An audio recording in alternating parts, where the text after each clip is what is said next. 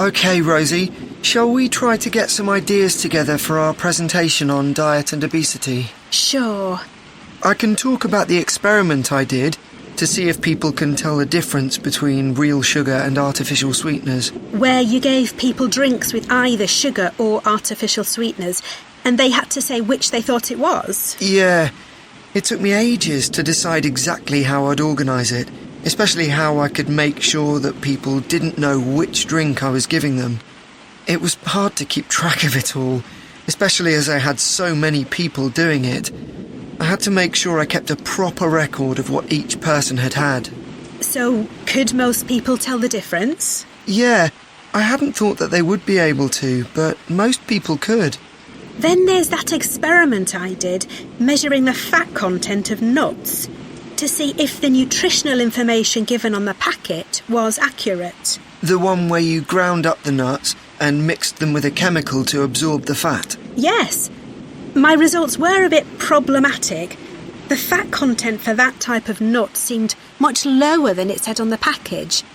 But I reckon the package information was right.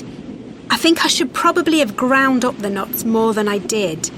It's possible that the scales for weighing the fat weren't accurate enough too. I'd really like to try the experiment again sometime. So what can we say about helping people to lose weight? There's a lot we could say about what restaurants could do to reduce obesity.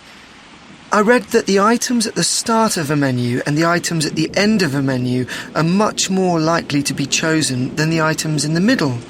So, if you put the low-calorie items at the beginning and end of the menu, people will probably go for the food with fewer calories without even realising what they're doing. I think food manufacturers could do more to encourage healthy eating. How? Well, when manufacturers put calorie counts of a food on the label, they're sometimes really confusing, and I suspect they do it on purpose, because food that's high in calories tastes better, and so they'll sell more. Yeah, so if you look at the amount of calories in a pizza, they'll give you the calories per quarter pizza, and you think, oh, that's not too bad. But who's going to eat a quarter pizza? Exactly. I suppose another approach to this problem is to get people to exercise more. Right. In England, the current guidelines are for at least 30 minutes of brisk walking 5 days a week. Now, when you ask them, about 40% of men and 30% of women say they do this. But when you objectively measure the amount of walking they do with motion sensors, you find that only 6% of men and 4% of women do the recommended amount of exercise.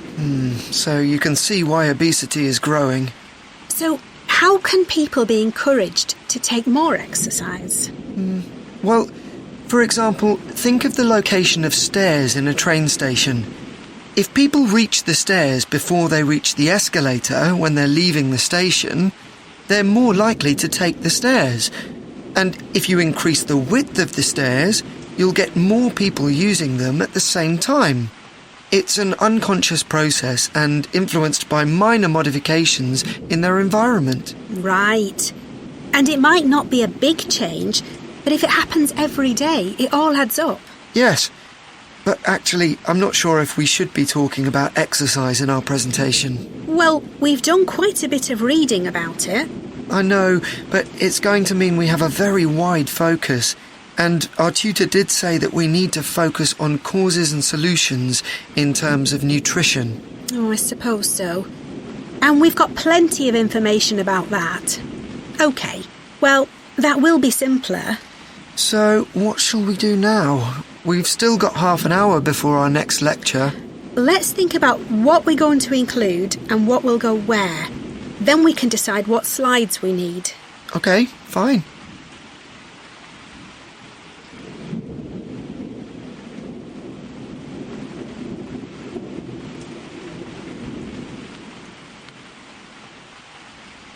Good morning, everyone. So today we're going to look at an important creative activity, and that's hand knitting.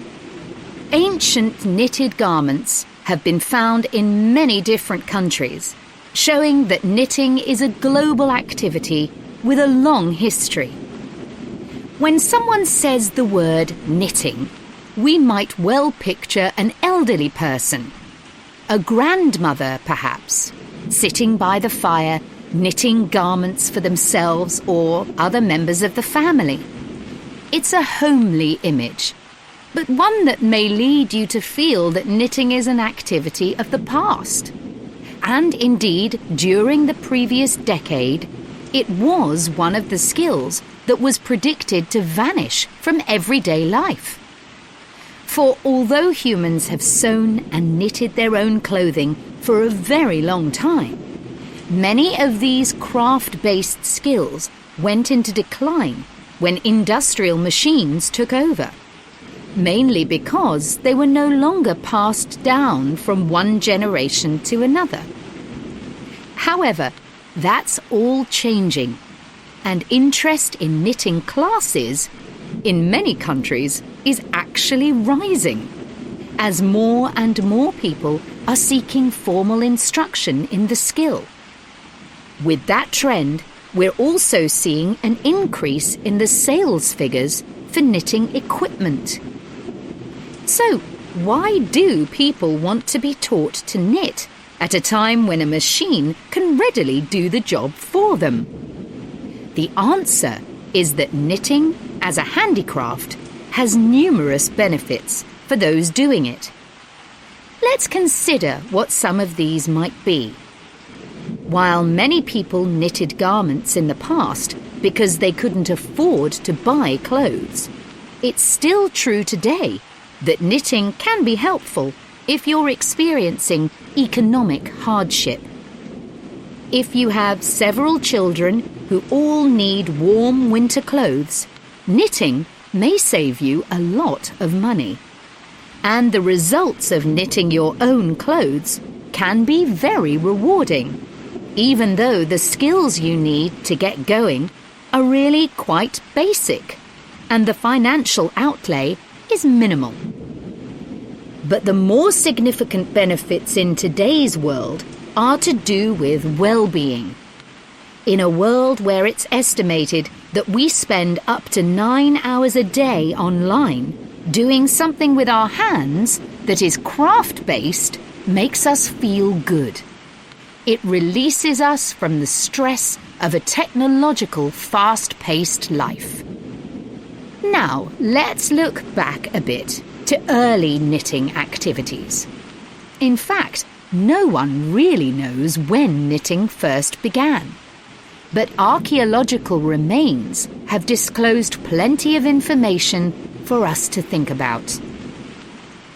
One of the interesting things about knitting is that the earliest pieces of clothing that have been found suggest that most of the items produced were round rather than flat.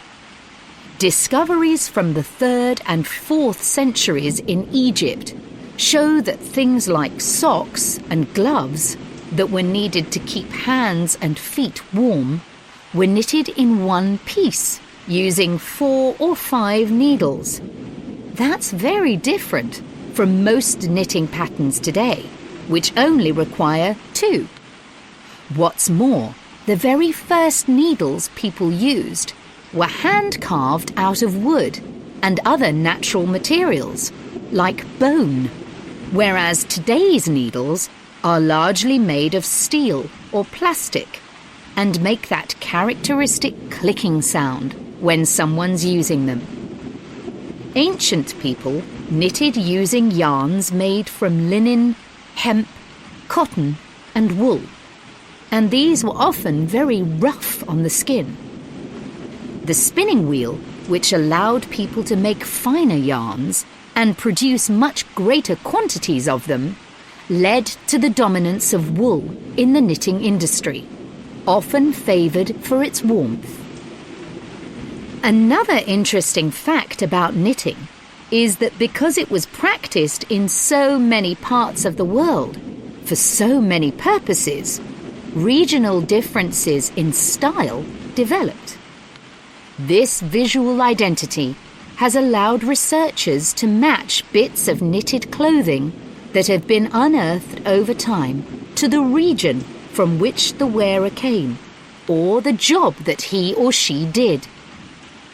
As I've mentioned, knitting offered people from poor communities a way of making extra money while doing other tasks. For many centuries, it seems, men, women and children took every opportunity to knit, for example, while watching over sheep, walking to market, or riding in boats. So, let's move on.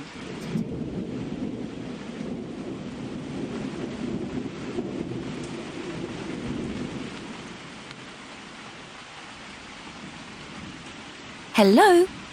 Oh, hello. I was hoping to speak to Jack Fitzgerald about renting a cottage.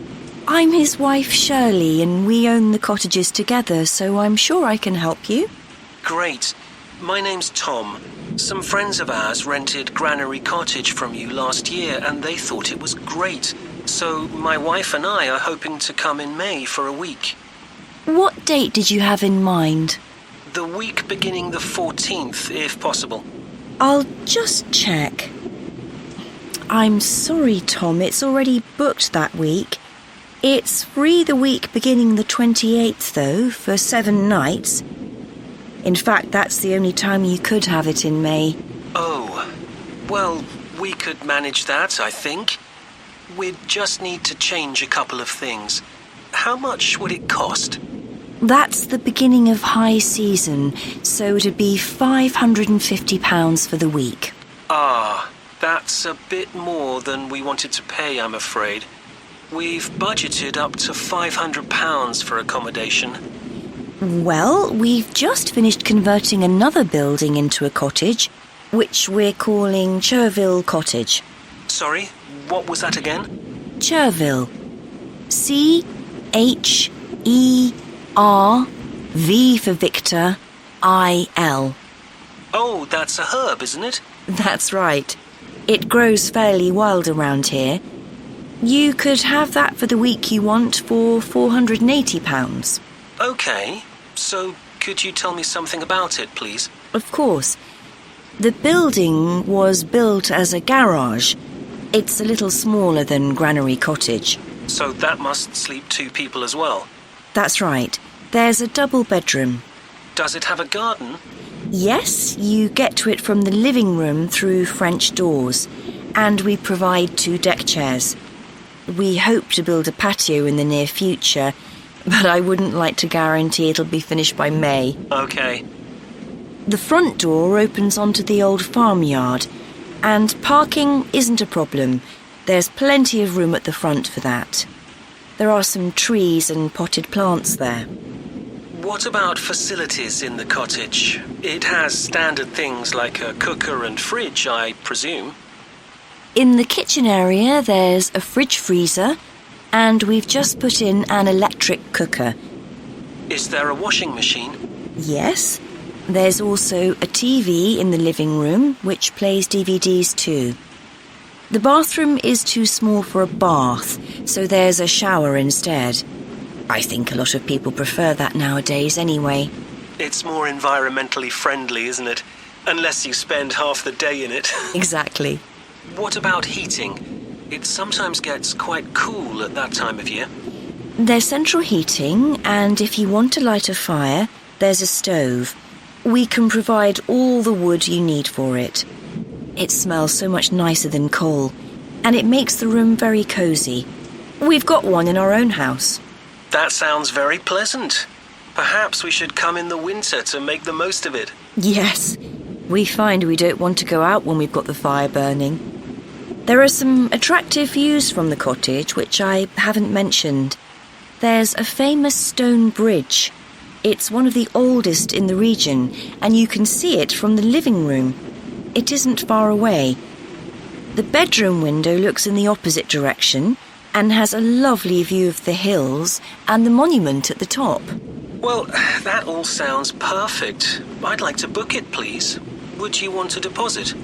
Yes, we ask for 30% to secure your booking.